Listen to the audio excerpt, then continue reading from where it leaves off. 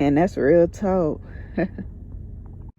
What's good, Real Talk TV? It's your girl Brizzy, and we are back at it again on the channel.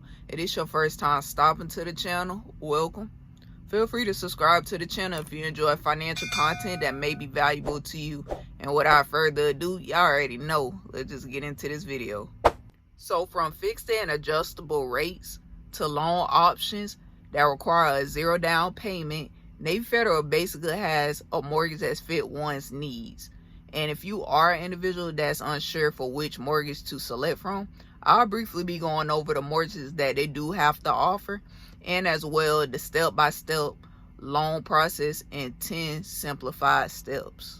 So Navy Federal basically have at least 5 loans that you can select from. They have the VA loans, they have the military choice, the conventional fixed rate loan, they have the home buyers choice loan, and as well the adjustable rate mortgage. Now, some data points to consider with these loans is that you will have an interest rate as low as 5.25% to 8.22%.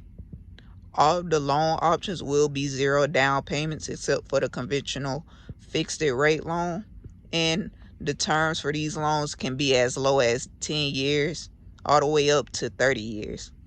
Now, as far as the FICO score, I did not see that listed, and my highly suggestion on that really is just having a 700 or better, so that way you can increase your chances of, just being approved, and as well as getting that pre-approval letter. Also, too, some additional data points to consider with these loans is that you can get pre-approved instantly in seconds.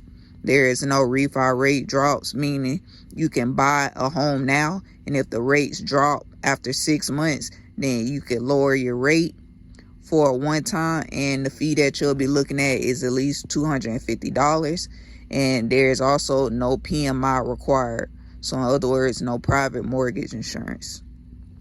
Now let's look at, all the loans. So basically starting off first with the VA loan. This is available exclusively to eligible service members, veterans, and their spouses.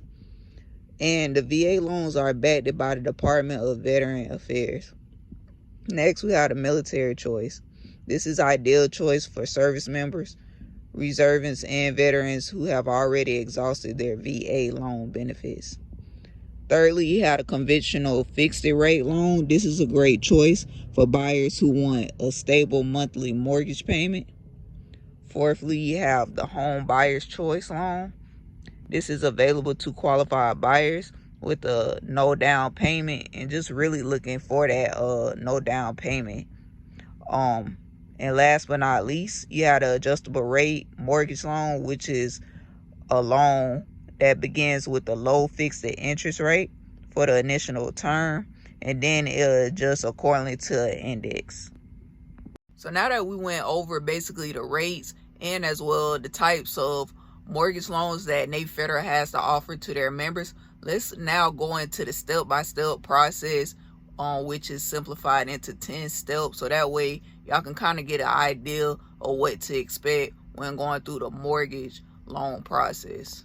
So the first step in the mortgage process loan is basically doing your research.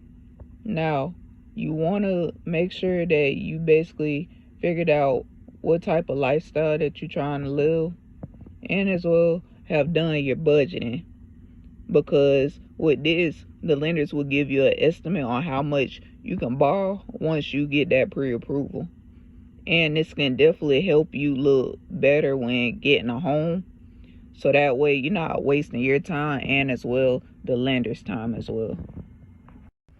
Now, moving along to step 2, which is creating that budget, which I previously stated in step 1, and you basically calculating how much you can afford. This includes the down payment, the closing costs, and as well the monthly payments. So basically, once you have understood what these costs are, you can kind of pinpoint how much you want to spend on a home. Now, step 3 is checking your credit. Your credit rating will be a factor in determining the terms of your loan. It's like, for example, the length and the rate. So just reviewing your credit report before you apply it. So this can basically help you address any type of issues or errors that you may be affected by when you're doing your application. Now moving along to step 4, which is finding a real estate agent. So your real estate agent will provide valuable insight into the housing market. They'll also help you make a strong offer on a home and navigate the rest of the process. So if you need help with finding a real estate agent, Navy Federal has Realty Plus, which is a free service for their members, and I'll also drop it down in the description section down below. Now moving along to step 5, which is getting pre-approved. This is basically showing sellers that you're a serious buyer, and it gives you a competitive advantage when you decide to make an offer on a home. And you can request a pre-approval letter from Home Squad, and I'll also drop that down in the description down below.